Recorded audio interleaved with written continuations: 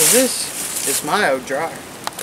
This dryer quit on us a couple days ago, and we got a new one. And so we have no other purpose than to shoot it. Now I have no idea. There's a Maytag, there's an auto dry control. It's like 30 or 20 years old, something like that. I don't know. But I'm gonna see if it's foolproof. So first, I'm gonna be shooting a 22 out of a 2-inch barrel or 4-inch, can't remember. But it's a Heritage Rough Rider.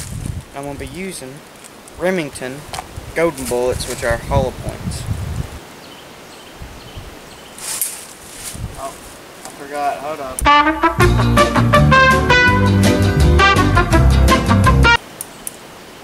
Now it's there. So, something you've seen is a 22 bullet hit right here. Now this is a past 22 bullet that I shot earlier, the Heritage, but here's the new one. See, it kind of scruffed the paint a little bit, and this is where the handle used to be. The handle has fallen off when we got out of the house, but when we open it up, see, the bullet has hit right here. Here, this is the past bullet. Bullet has hit right here, and it just bounced off. It did not go through, but it left a big dent. And the bullet is actually, let it focus, the bullet is actually right here. It just bounced off and went right there. Here's the past bullet from another shot. But yeah, here's the new bullet. See, all of the, looks like all of the copper or whatever kind of golden jacketing they put on it probably is smushed into this bullet hole right here. So here's the next gun we're going to shoot. This is a Ruger 1022, and it's just a standard little Ruger 1022. I haven't done anything. Some kind of cheap little scope I found in my house.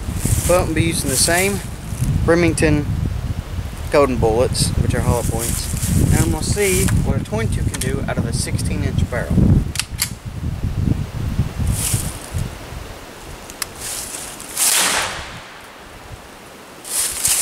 Coming over here, the bullet hit right here. And it looks the same as other ones because it is the same bullet. But I want to see what it did on the inside. There is the new bullet, and like I guessed, it had more penetration because of that longer barrel, giving it more velocity. As you can see, it punched straight through this back part right here. And I want to see, I'll show you right here. Punch straight through. See, these, the pistol rounds, or the pistol barrel length, that being 2 or 4 inches, kind of stopped and bounced off. But this, it punched straight through with the longer barrel and the longer velocity. But did it make it out the back? Ooh, it did not. As you can see, that's a big dent, but it did not make it out the main back. But it almost did.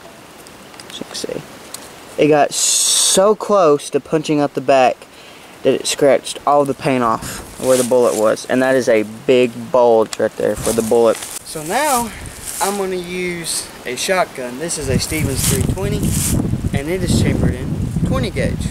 I'm going to be using some Winchester, 2 3/4, 8 or 7.5 shotgun, remember, out of this Stevens 320. Oh, nothing's back at me.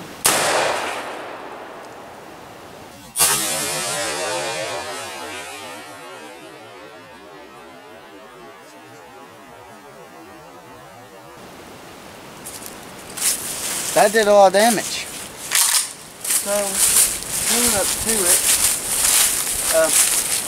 probably getting below the door off, as you can see. 20 gauge, even though it's smaller than 12, it does, matter of fact, pack a punch. Now that's probably not coming from the well, it's coming from the force of how many pellets it is in there, and all of them just stacking around top of each other is probably how they all came through here. You can see some that just deviated, only had one, didn't get so far, but the ones that all were clumped together and maxed out their power, busted right through it. And on the inside, as you can see, it just a few pellets came through, and most of the pellets There's a copper jacket, and that's good to breathe in. There's actually the wad. See, that actually, I didn't think about that. That's probably what actually busted through here. It's probably actually the wad and not the shells. And then the pellets just came with it. You see part of the door, and thousands upon thousands of fragments of 20 gauge pellets are on here. I forgot about that. The wad probably is what busted through the door and not actually the pellets. Forgot about that. So now I'm going to be testing a 12 gauge. This is a Remington 870 Super Express Magnum, meaning that it can shoot up to 3.5 inch shells. But today I'm just going to shoot some 8-shot 2 3/4 slow brass. Hope this don't knock the door off its hinges.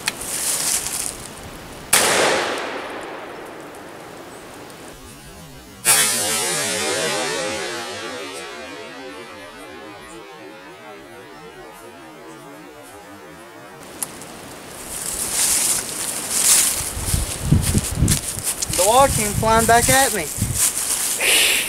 It didn't go through the door like 20 gauge did. So coming up to the door, you can see the wad busted through it like the other one. And then some more shot. Some of them penetrated a little bit more than the 20 gauge. And on the inside, actually a lot of the pellets went through. As you can see, some of the pellets went through, and there's some more debris in there. Let's check the back. Nothing like I suspected.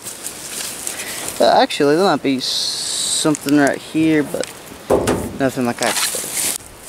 So next, I'm going to be testing out the Glock 19.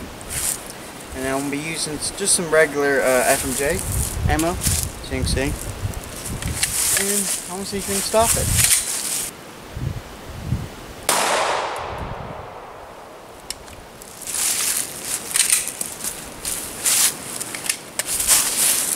Go see what it did. So coming up to the jar, the bullet I believe hit right here. It's more, you know, you see it's more circular than the 22s.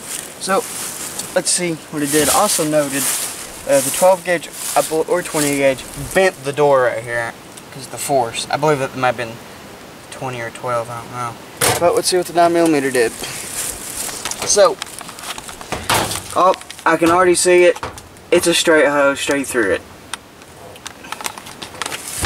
It did not stop a 9mm. See, I can see light. Check the back anyways though. Yep. Hose straight through it without even thinking of stopping.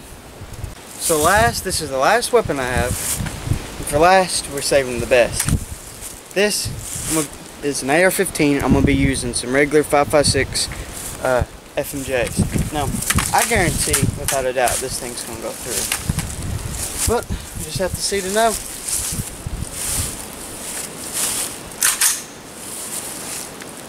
My red dot probably ain't on. I'm going to see where it hits. A little bit low, but it was pretty good. Coming up to it, the bullet hit right here. I was aiming a little bit right here. My red dot ain't on, so hit right here. It's a really small hoe. A 223 or 5.56, whatever I was using at the time. The diameter of the bullet is the same as actually a 22, but it's a lot faster. Now, if you're looking here, the bullet, I think I see it.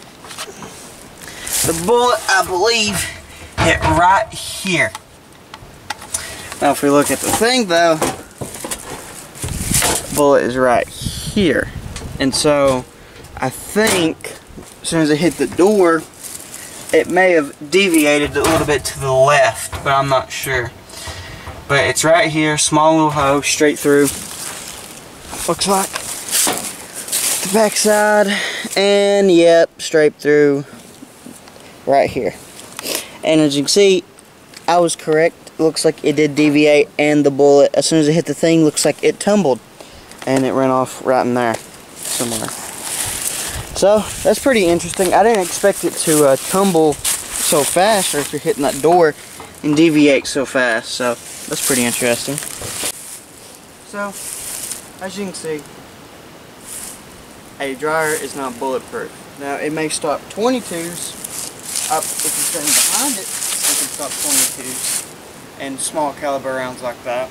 But once you get up to big calibers like 9mm and 5.56, big rifle and pistol calibers that go fast, you ain't gonna stop it. Now if I had a 45, I bet it would stop a 45 ACP just because how fast and slow they are. But a 9mm and a 5.56, they're just too fast. They're made going straight through stuff. And as you can see, that's what it did. Well, see you guys next time.